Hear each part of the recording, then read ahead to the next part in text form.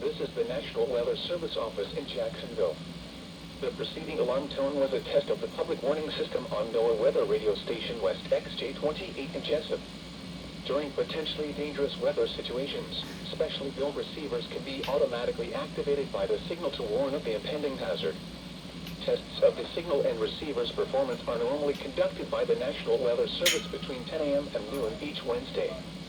If there is a possibility of severe weather, the test will be postponed to the next available good weather day.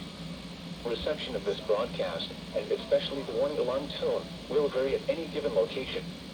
This variability, normally more noticeable at greater distances from the transmitter, can occur even though you are using a good quality receiver in good working order.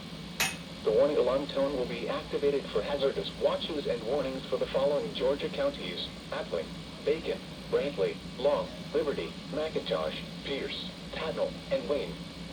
In addition to the regular tone alarm, the NOAA weather radio system is equipped with an additional warning device called SAME, that is short for Specific Area Message Encoder. Unlike the normal warning tone, which alerts all alarmable NOAA weather radios in range of this broadcast, SAME allows people with a SAME-equipped weather radio to be notified of watches and/or warnings affecting only the county desired. For more information regarding NOAA weather radio, contact the National Weather Service at 13701 Fank Drive, Jacksonville, Florida, 32218, or call 1-904-741-4370. You can also visit our website at weather.gov/JAX. This concludes the weekly test of NOAA weather radio station West XJ28.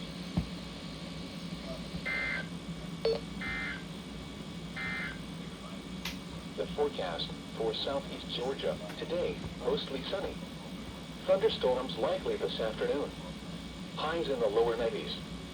Light and variable winds becoming south around 5 miles per hour this afternoon.